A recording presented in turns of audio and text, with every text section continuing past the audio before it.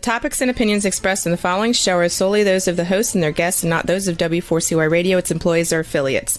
We make no recommendations or endorsements for radio show programs, services, or products mentioned on air or on our web. No liability, explicit or implied, shall be extended to W4CY Radio, its employees, or affiliates. Any questions or comments should be directed to those show hosts. Thank you for choosing W4CY Radio.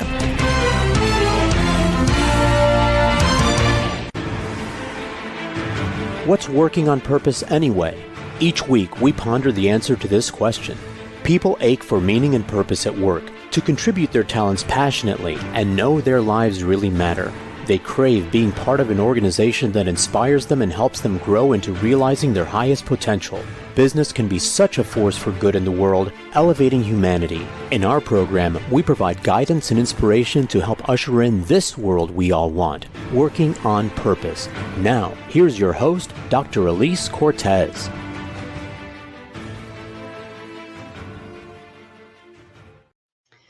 Welcome back to the Working on Purpose program, which has been brought to you with passion and pride since February of 2015. Thanks for tuning in this week. Great to have you. I am your host, Dr. Elise Cortez.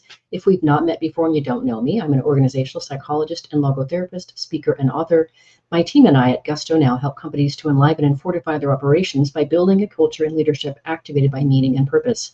Our mission is to help our clients create a destination workplace where people flock to join, are intrinsically motivated to perform at their best, can grow to their full potential, and are committed to stay and dynamically deliver on the company's mission, which translates to higher profits for you. You can learn more about us and how we can work together at gusto-now.com or my personal site, elisecortez.com. Getting back into today's program, we have with us today James W. Keyes, a global business leader, philanthropist, educator, artist, musician, commercial-rated pilot, and modern Renaissance man. He is the former CEO of two internationally recognized Fortune 500 companies, both of which you should recognize, 7-Eleven and Blockbuster. He has had a lifelong commitment to education, serving as a founding director of the Dallas Education Foundation, and is the founder of the Education is Freedom Foundation. He's the author of Education is Freedom. The Future is in Your Hands, which we'll be talking about today again for a second time. He joins us today from Dallas. Jim, welcome back to Working on Purpose. Thank you. It's great to be back with you. So I got a confession for you. So in the 9.5 years I've been hosting this podcast, Jim, I believe I've had people come back on the show, maybe under 5 or 6 times, but always to talk about another book. I believe you are the only guest that I have ever had on to come back and talk more about the first book that we were on about. How's that for a distinction? Well, that's great, but you know, I'm afraid that it may have been because I was too.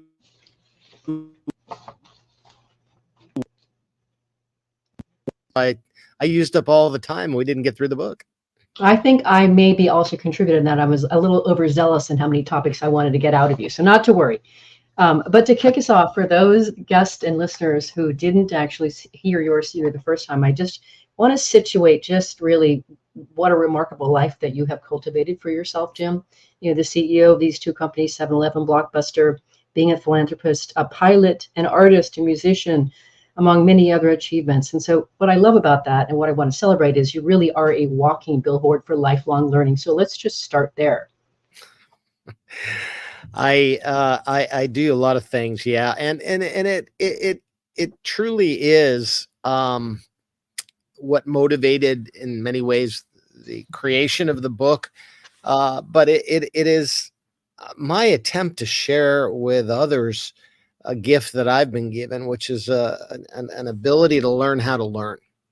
And this gift is one that just keeps on giving, because as I go through life, the more I can learn, the more interesting life becomes, just because whether it's learning how to paint or creating a piece of music or flying an airplane, it's just grateful every day for the opportunity to have new adventures that result from this very, very simple ability to learn, something that anyone can do. Learning is free. Yes, and I have to say that there's got to be a catalyst there, right? So, and so one of the reasons I love doing this program, Jim, and it's hopefully encouraging for others, is I want to help ignite their desire to learn. I want to help increase their appetite for learning. So clearly something in you, and we did talk a little bit about your own upbringing in the last program, so we won't revisit it so people can go back and listen to that other one, but clearly you've got an insatiable appetite to learn. So where does that come from? I wish I knew. I think it was probably that I never gave up being a child. That explains a lot, Jim.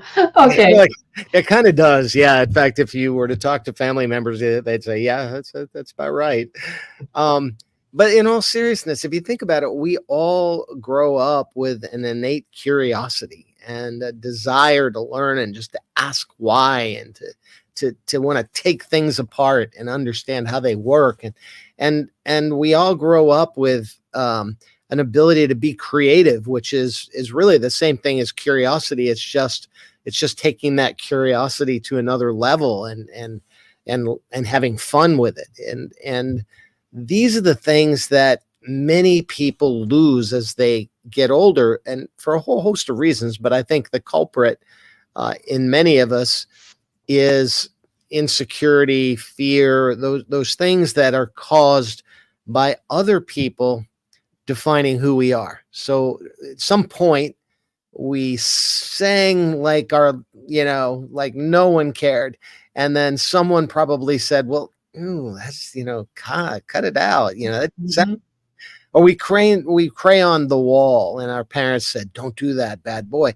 And those negative influences that make you doubt yourself and your own ability to be curious or to be creative and just let it rip, stay with us, unfortunately. And some people let that happen. I think the difference with me, and I'll give you an example that someone said recently. They said, hey, we got to think outside of the box. And I said, well, thinking outside of the box, maybe we should learn outside of the box, because there really is no box. Right. And I think that was the difference, that I've never had a box. I've never let someone else define who I am by saying, oh, you're this, you studied this, so that's what you are, or you're this kind of person, or you're this demographic, so that's who you are, what you are. No, I'm whatever I want to be. And there is no box. The box is in our head. Well, I completely agree with that, which is why I do a lot of the work that I do inside organizations. And maybe that's the next book you got to work on, Jim, is helping people to, get rid of the boxes that society imposes on them. That might just be like you need something else to do. But let me just, and if your wife comes after me saying, at least you gave him this great idea, now he's off doing it. Yeah. The next book. Yeah. Well, okay. So what I want to do in this conversation, Jim, is I would love it if you could. I love how your book is organized into those three parts: what to learn, how to learn is the second part, and the third one is why to learn. And we didn't get to the third part. So right. Can we quickly just sort of give a little bit of some summation on what to learn and how to learn, and before we dive into the why to learn stuff, please? Sure. The what to learn came. Actually, it was an inspiration shortly after being named CEO of 7-Eleven for the first time. I was having those self-doubts. I was having those normal human instincts of, am I good enough? Am I smart enough, etc. And I was fortunate to stumble on what I now freely call my gift. And it really occurred to me in the course of a dream that I think I went through in some detail on our last chat. But the idea was that I had this dream, and I was told I was going to get this gift, and I woke up and I was all excited. I wrote down these 3 words. And when I stepped back from it and started to talk with friends and family about this gift that I was disappointed that I didn't get because I woke up too soon, they said, well, that is your gift. You have 3 things that I've now characterized as what to learn. You have these 3 things. You have an ability to embrace change and to find, even in negative change, something bad that happens, you're able to say, well, it happened for a reason, and I'm going to find the silver lining, and there's got to be one in here somewhere.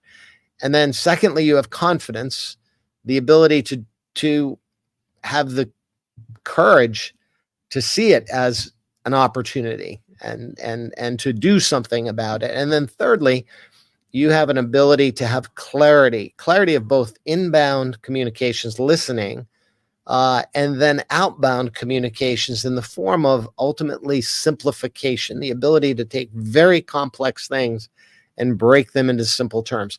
So those three things, change, confidence, and clarity, Jim, are your gift. And by the way, in your dream, you were supposed to share this gift with others. And so that's what I'm doing. And I've done it my whole career. I shared it with my team at 7-Eleven and at Blockbuster, and I've shared it with thousands of students over the years. And now I've put it in a book, and I'm sharing it in the form of what to learn before you even progress to how to learn or why to learn. Beautifully done. Hopefully it's a gift that everyone can use and then give to others as well. Mm-hmm. Okay, so that's what to learn. I also loved how you described how to learn. I thought it was very crisp. So if you can summarize that as well. Sure. The first element of how to learn is critical thinking. And it's this is something we all learn in grade school, the Socratic method, the scientific method, but the ability to truly dig in and use data, use knowledge, facts to make decisions, to form opinions. And then the ability, I love, there's an expression that Aristotle had that true intelligence is the ability to entertain a thought without entertain a thought without accepting the thought. Yes.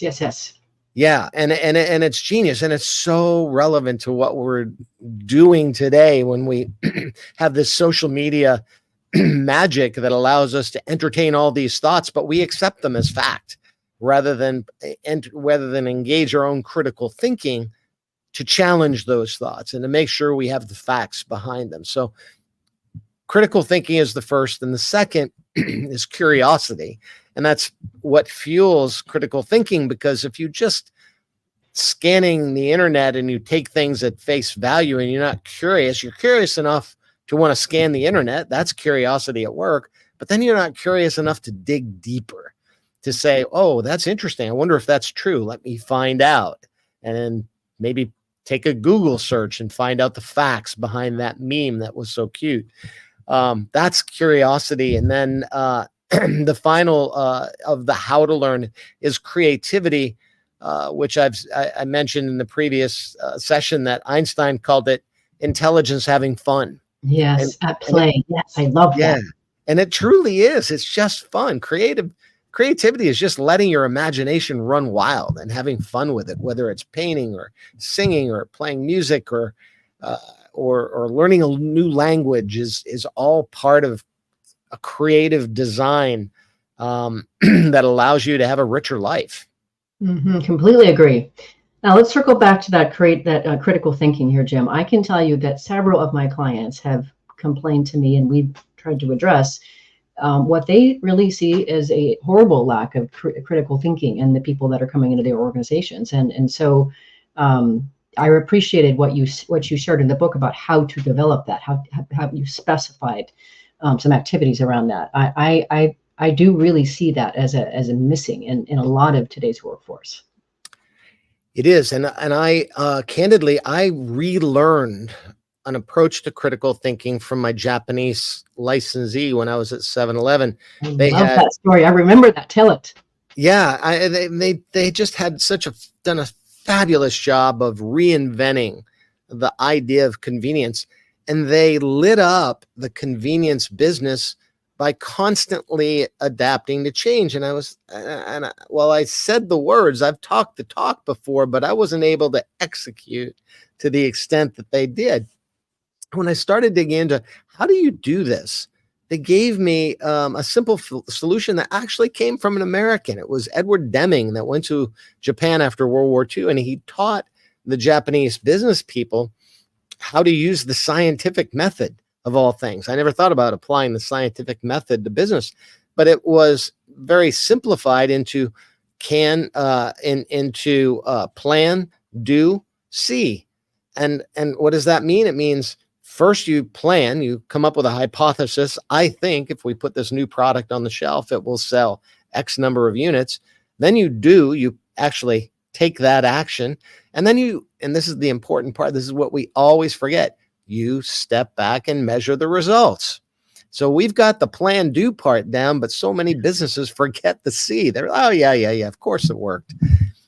But that measurement piece is critical in that critical thinking process, because what the measurement piece then does is lets you truly change your original hypothesis based on facts. So if you find out that your assumption was incorrect, now that you have data, now that you have facts, then you're free to change your assumption in your hypothesis.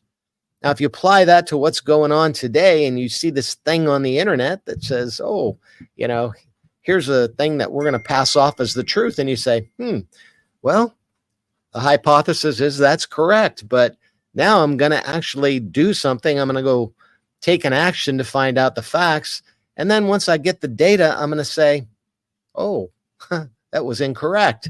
Now I can change my hypothesis, and rather than repost that incorrect meme, I might say, I'm going to fire off a message to whoever sent that to me and say, by the way, here are the facts. It's incorrect. You may not want to embarrass yourself by continuing to send out memes that are incorrect. And that's the critical thinking that ironically helped propel 7-Eleven to greatness by allowing them to introduce items so many times, but it has a broader application in society if we would just step back and have our own plan, do, see process whenever we have information presented to us, or we've got our own hypothesis about the way the world is or the way our job is. We can apply the same methodology, and it works. Oh, and I think our future depends on that. So on that note, let's take our very first break. I'm your host, Dr. Elise Cortez. We're on the air with Jim Keys, a global business leader, philanthropist, educator, artist, musician, commercial rated pilot, and modern Renaissance man. He is the former CEO of 7-Eleven and Blockbuster. We've been talking a bit about the first two parts of his book, which speak to what to learn and then how to learn. After the break, we're going to start peeling into why we learn. Stay with us. We'll be right back.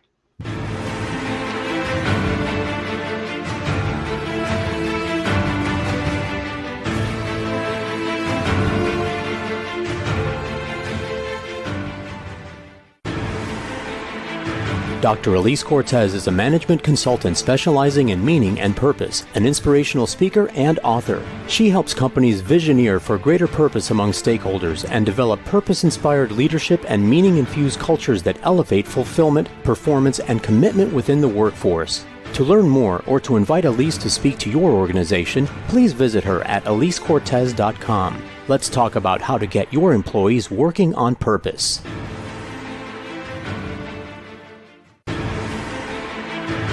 This is Working on Purpose with Dr. Elise Cortez. To reach our program today or to open a conversation with Elise, send an email to Elise, A-L-I-S-E, at elisecortez.com. Now, back to Working on Purpose.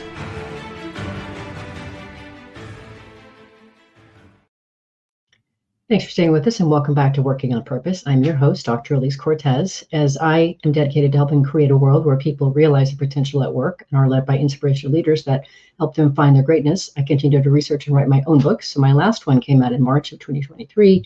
It's called The Great Revitalization, How Activating Meaning and Purpose Can Radically Enliven Your Business. And I wrote it to help leaders understand the changed lay of the land in terms of who the workforce is and what do they want. And then I provide 22 best practices to help build into your culture to provide that for them. You can find my book at elisecortez.com or on Amazon.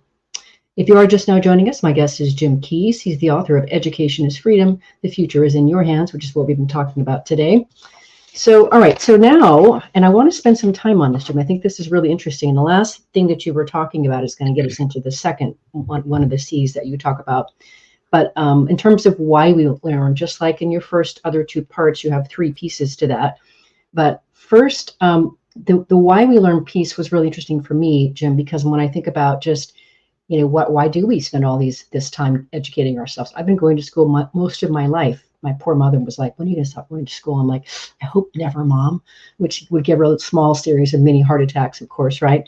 But putting forth, I think it's interesting that you have a whole section on why we learn. So let's just start with, why did you situate that section? Then we'll get into the three parts.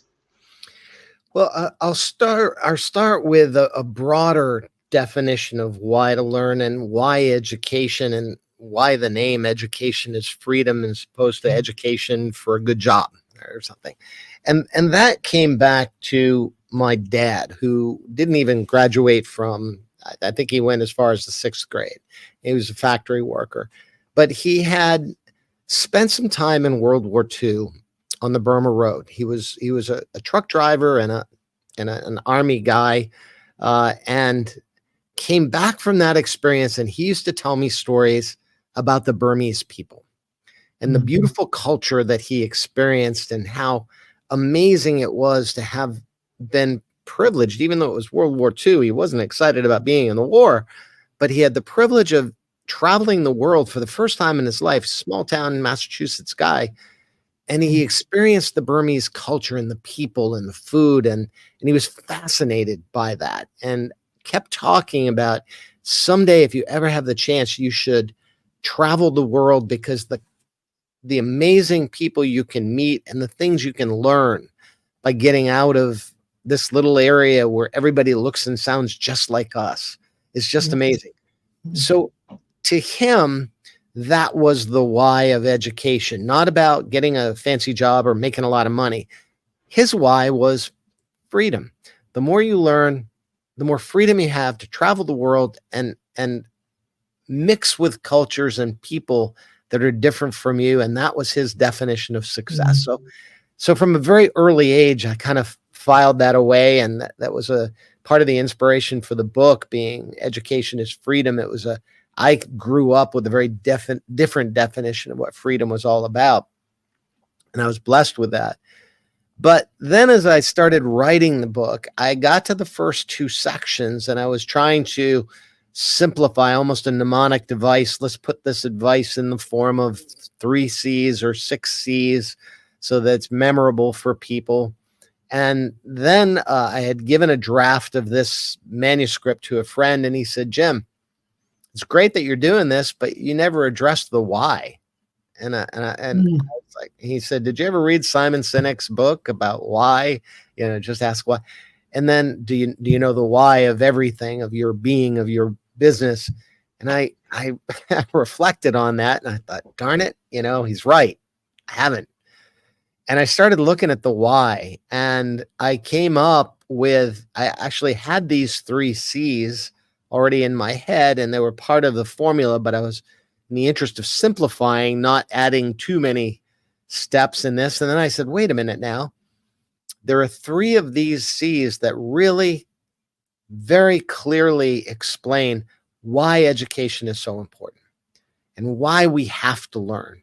Yes, at 40,000 feet, it's all about freedom, but why is it so important to learn how to be free?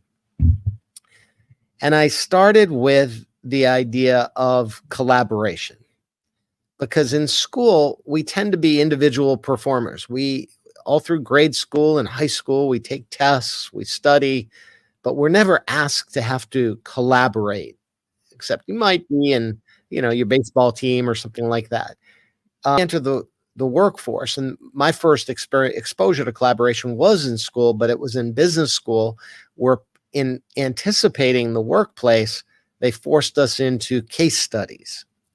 And forced us into, okay. Well, they forced, and I say forced us because I hated it. The idea that my grade was going to be subject to some other knucklehead, who maybe didn't have the same work ethic or studying or whatever. But it's a great story, because I get into this first case study, and it was an accounting class. And I was like, oh, I'm dead. Accounting. This is terrible. I was a political science undergrad, and here I am at Columbia Business School, and I have to take core accounting. And then I'm looking around, and one of the guys in the case study was from PricewaterhouseCoopers. He's an accountant. I'm going, oh, okay. Maybe this collaboration thing's not so bad. He can actually help me. Then I started feeling guilty. I was like, oh, wait, these people all have accounting experience of some sort. He's the only CPA, but they all have some accounting. I'm the guy that doesn't have any accounting experience. And yet what I found is at the end of the case study, I contributed a completely, you talk about out of the box, a completely creative solution to comparing balance sheets that as accountants, their initial reaction was, you can't do that, And I asked, well, but yeah, why not? and we ended up using this creative solution, and we got an A in the class. So the non-accountant actually contributed. And what it demonstrated was the power of collaboration. Mm-hmm. And so I've got another great example that I use going back to my childhood. I learned how to play an instrument early on in grammar school, a flutophone, and then I progressed to a trumpet. And I was terrible on the trumpet. But I then had the privilege of sitting in on a small youth orchestra, and I was just amazed at how good I sounded with the collaboration of other instruments and other students all playing together. Now, we were probably terrible because we were a youth orchestra, but we were a heck of a lot better than me alone on my trumpet. Right. And it was the power of collaboration. And I like to tell that story now because then I progressed and I ended up being chairman of the Dallas Symphony Orchestra, and I had a lot of activity on the stage with the musicians. And I learned these musicians were all very different, very, very different. And their instruments are very different. So think about, you've got this beautiful violin, right? Now, imagine these instruments were people. The violin's sitting there looking at the bass going, fat. An observation. Yeah, right. And the bass is looking at the cello saying, what are you? And they both look at the oboe and they say, you sound squeaky, and what you look really weird.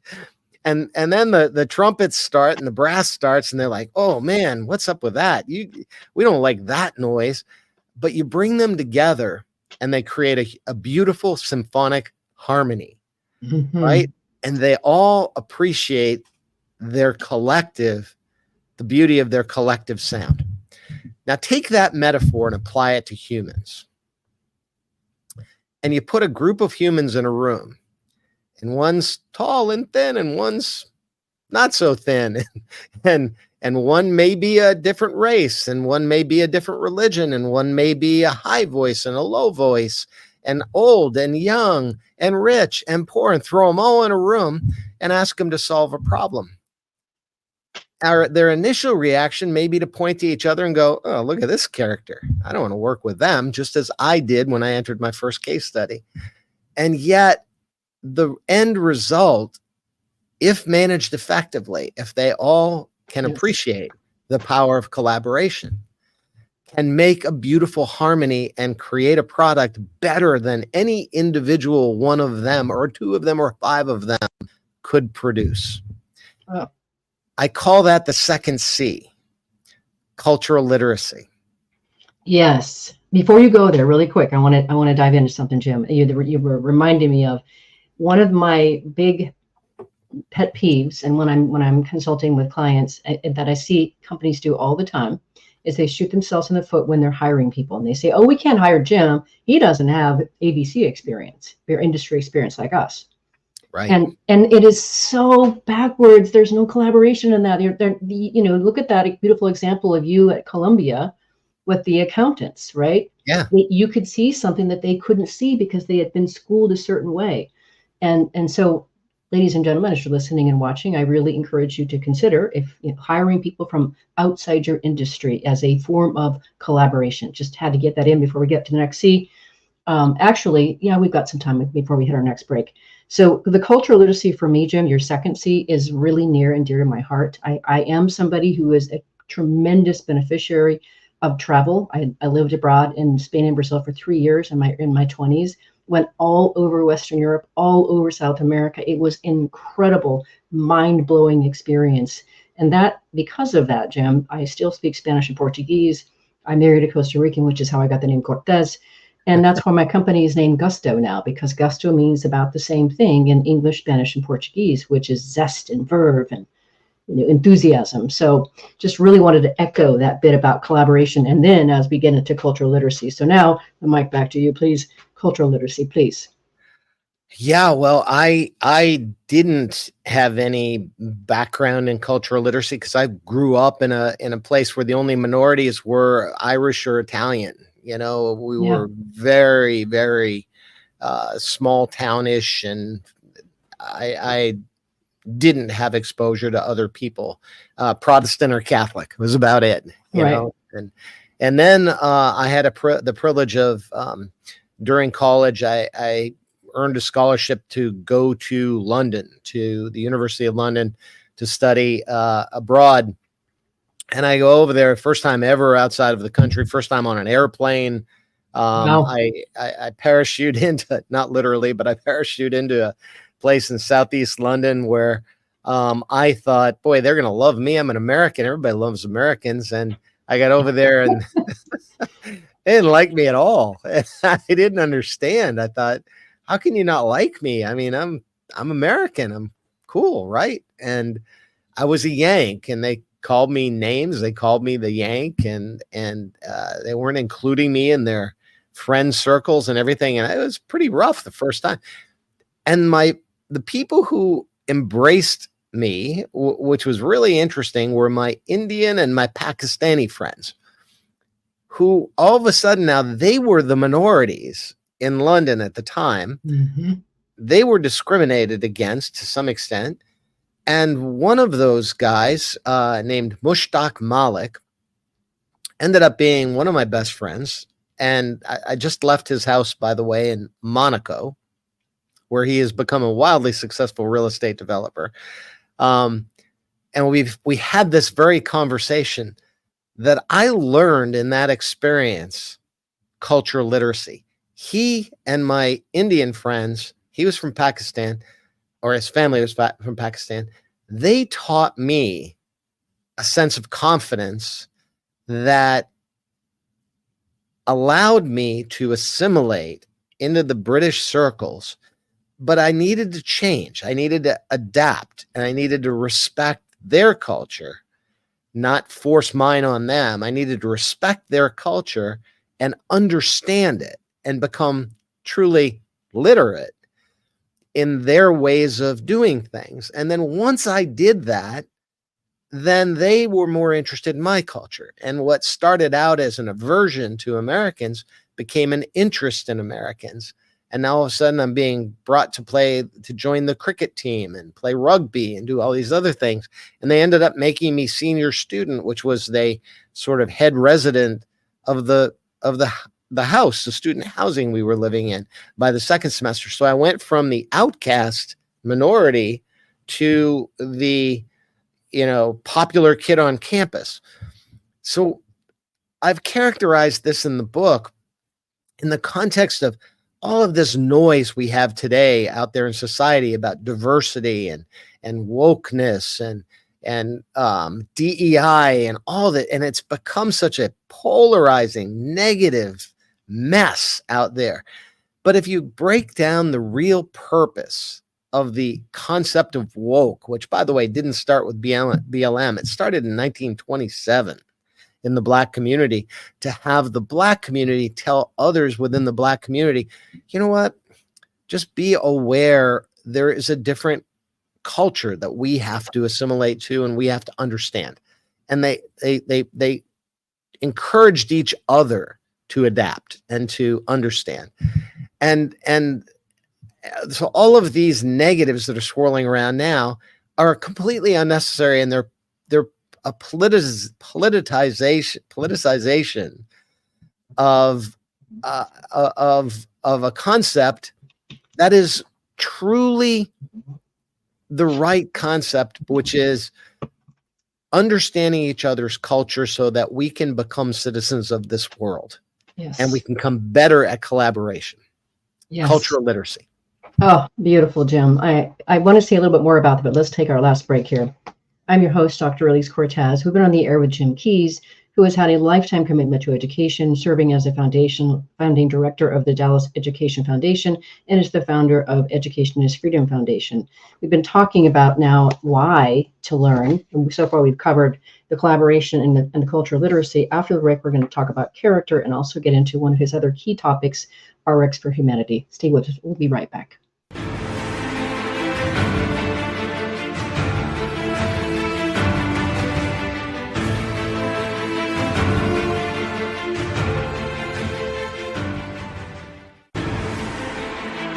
Dr. Elise Cortez is a management consultant specializing in meaning and purpose, an inspirational speaker and author. She helps companies visioneer for greater purpose among stakeholders and develop purpose-inspired leadership and meaning-infused cultures that elevate fulfillment, performance, and commitment within the workforce. To learn more or to invite Elise to speak to your organization, please visit her at elisecortez.com. Let's talk about how to get your employees working on purpose.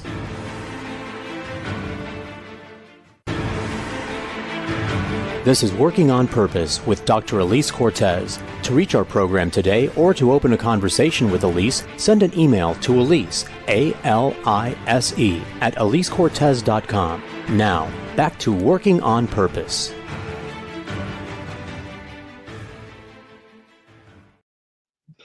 Interesting with us, and welcome back to Working on Purpose. I'm your host, Dr. Elise Cortez. I mentioned in the first break about my last book coming out in March of 2023, The Great Revitalization. What I did for you is I created a 3-page assessment that you can download from my website, gusto-now.com, and it will help you understand the extent to which you have a culture today that meets today's discerning standards.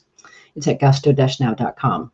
If you are just joining us, my guest is Jim Keyes. He's the author of Education is Freedom. The Future is in Your Hands, which is what we've been talking about today. So before we go on to the last one, character, one of the things I just wanted to really echo and emphasize about the cultural literacy for me, Jim, was, as you know, when I read your book, I've notated certain things that really aligned for me, and I want to read what you said here. You said, if you surround yourself with only those who look, act, and think like you, then you will become a reflection of that narrow subset. If instead you seek to surround yourself with those of other cultures and backgrounds, then you too will develop a breadth of experience that reflects the cumulative strengths of each other. All of that represents the cultural currency that can grow over time as you gain exposure to new and different cultures. So to me, what that really speaks to is that when you align yourself with people from different cultures, you literally, what you're doing is you're enlarging yourself. Exactly. You're learning from them. And I love, I don't know whoever said this or where I learned it, but I love the idea that I can take a little bit of everyone that I meet with throughout my life. I can take a little bit of them with me. Yes. And that creates inside of me a patchwork quilt. And the more different they are from me, the more colorful and rich that patchwork quilt will become. Yes. Yes. Well, like you, I grew up in a very homogeneously white town. It was northeastern Oregon. We were largely white. Hispanics had some representation. They were very much the minority. I couldn't get out of there fast enough. For some reason, I inherently had an interest in difference in other people. And like you, when I went to London, I also found the Indian community, and they were very warm and embracing to me too. It was might have been about the same time. But yes, so I just really wanted to echo this notion of how being around other cultures is enlarging. So many people are afraid to talk with or approach people that look different than them. And I just want to encourage that curiosity. And again, back on why education, why are we going about this? The world desperately needs to be united, not fragmented. It's true. And to your point, the world is a shrinking place with technology and with, the ability of transportation, making it possible for people to be everywhere in the world. I have a great sort of subset to that story about learning from Indians and Pakistanis in London. Little would I realize, dial forward 20 years later. This was the conversation with my friend Mushtaq Malik a couple of weeks ago in Monaco. Little did I realize that 20 or 30 years later, less than 20 years later, I would be CEO of 7-Eleven, and my largest franchise community would be comprised of Indians and Pakistanis. And my ability to learn from my friends, their culture, and understand it, not be intimidated by it, not be misled by perceptions of it, but to embrace that culture was a huge career boost for me. Absolutely. Absolutely. And I love the story you told about, I forget what was the surrounding it, but when your franchisees were getting rocks thrown through their windows, and you're like, what's going on here? Why are they targeting these people? This is not Right. what I understand them to be about. Right. But I had a perspective that was very different than I would have had I not had that experience. And I'll be forever grateful. I literally was thanking my friend for unwittingly, helping me be a better business person, because he gave me this, helped to stimulate this cultural literacy that ended up being an important element in my career. And I can't emphasize how much more important it is today for everyone listening. If you have children or if you're young yourself, in 20, 30 years, this world is going to be such a smaller place, and the need to be able to interact with cultures from all over the planet will be critically important. Yes, agreed. And it's so beautiful. Okay, so there's two more things I want to cover before I let you go this time. One of them is the 3C for why you learn, which is character. Yeah, I included that as the last and possibly the most powerful C, because we can learn from books and we can learn any topic at all from the internet, from books, from classrooms.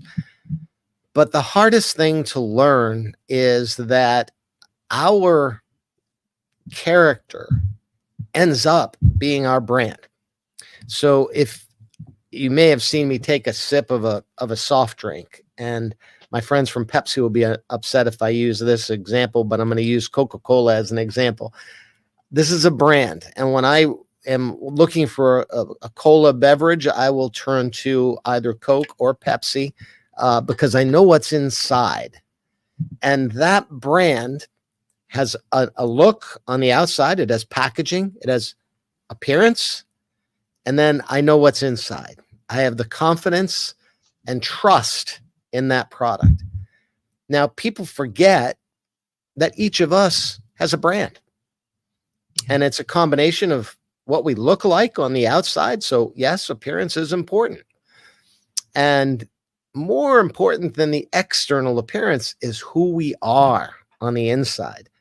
So just like that can of Coca-Cola, when I pick it up, I have the confidence, the trust in that product. So our integrity, our gratitude, our compassion, our humility, all of those elements that make us who we are our brand. And, let's face it, people have choices with who they work with, who they associate with, who they want to invest in. And all of these choices come down to, what do people see and feel when they interact with you? It's your character. It's so critically important. Mm-hmm. Yeah, and if they also decide if they want to follow you or not, too. Exactly. Right. So, all right. So we've done it. We've now covered the why we're learning here. That was exactly what I wanted to do. I wanted to get in there and chew on that part of your book, because we didn't get to it last time. The last thing that I want to cover, which I thought was a really, really fresh idea, is your notion of what's RX for humanity. Yeah, as I wrote the book, I intended it originally for young people. Let me help other students find the path to success that I was fortunate to find. And I'm gonna wrap it in what to learn, how to learn, and why to learn.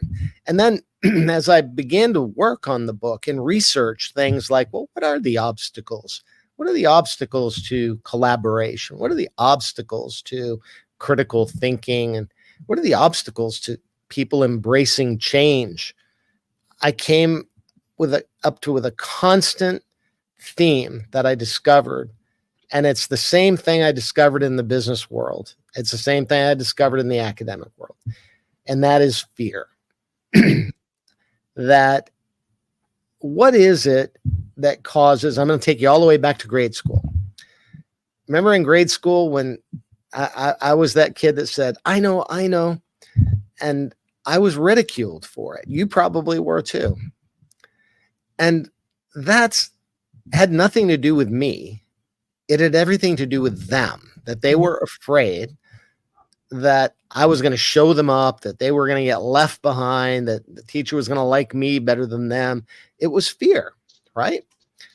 And so dial that forward. And then I entered the workforce and I discovered, wait a minute, it's the same thing. It's first, I discovered it in a blue collar world in a factory where I was working too hard and people were criticizing me to the point of wanting to fight with me over. You were a rape buster. Yes, I know. I remember that story. Yeah, it's terrible.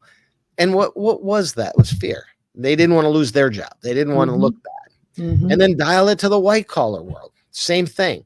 And then I realized, you know what? This isn't just academic fear. It's not just corporate fear, although in corporations, it's a killer of careers and it's a killer of corporations. Yes, it because is. they stop innovating. Why? Yes. Because they're fear. They just get stuck. But then I looked at society and I said, oh my gosh, this is the same thing that's tearing us apart. It's creating the polarization. And I see people all the time that are going against their values, completely against their values, supporting issues, causes, leaders, whatever you want, and fighting to the death over it when it makes no sense because it's so inconsistent with who they are and what their values are. Yeah. But then you look inside of it and you go, it is almost tribal behavior caused by fear. Someone's convinced them. Someone's going to take something from you, do something to you, get something that you're not going to get. And it creates this tendency to then be tribal and be with those people that think like you, even if the values don't match, but you're convinced that they are right, that those other people are the enemy. And it's totally fear-based. So in the course of identifying this fear-based issue, I thought, well, what am I going to do about this? I've got to come up with a solution. How do I come up with a solution? So I researched, I employed my critical thinking, right? I have a hypothesis that this fear is irrational and can be solved. How do you solve it? And then let me put that process in place, collect data, and then go back and adjust my hypothesis. So here's what I came up with. I went back to the ancient philosophers, Aristotle, Socrates, a guy named Rusht, an Andalusian philosopher who was also quoted in Star Wars, not an exact quote, but pretty much by Yoda. And the quote was that ignorance leads to anger. And, well, ignorance leads to fear. Ignorance is what causes fear. And this is so true. If you're a kid and you're afraid of the dark, you turn on the light. Well, that's we've got about 1 minute left, Jim. So I want to make sure you get through the whole thing. So ignorance leads to fear, and fear leads to anger. Anger leads to violence, right? Anger leads to hate. Hate leads to violence. Yeah. So what's the antidote to that? Well, that's what Yoda said to young Luke, that knowledge is the antidote to ignorance, and knowledge can lead to understanding. Understanding leads to hope. Hope leads to peace. And if you can take this negative cycle of fear and replace it with knowledge, and by the way, I'll add a little faith, because that's what Yoda was saying with the Force, right? Doesn't matter what religion, if you have faith. So the combination of knowledge and faith can reverse this cycle of fear that society is in today, and reverse it by using knowledge and faith to have hope, and hope leads to understanding and peace. And what a better world to live in. So that's literally why I said that the book Education is Freedom. I said, the future is in your hands, because it's up to each and every one of us individually to conquer fear through knowledge, and to replace that cycle of fear with a cycle of hope. And that, I believe, makes this book a self-help guide for humanity, if people will look at it in that fashion. Which is why I wanted to have you back on. Jim, thank you so much for coming back. You are a gift. I'm so glad to know you. Listeners and viewers, you are going to want to learn more about this man, he and his life and what he's created. You can find him at a couple sites, educationisfreedombook.com or his personal site, jameswkeys.com. We'll catch you next week for another titillating version of Working on Purpose. This is something that is my pride and passion. I bring it to you with conviction, and I hope I'll see you next week. Thanks again, Jim. Thank you. We hope you've enjoyed this week's program. Be sure to tune into Working on Purpose, featuring your host, Dr. Elise Cortez, each week on W4CY. Together, we'll create a world where business operates conscientiously, leadership inspires impassioned performance, and employees are fulfilled in work that provides the meaning and purpose they crave. See you there. Let's work on purpose.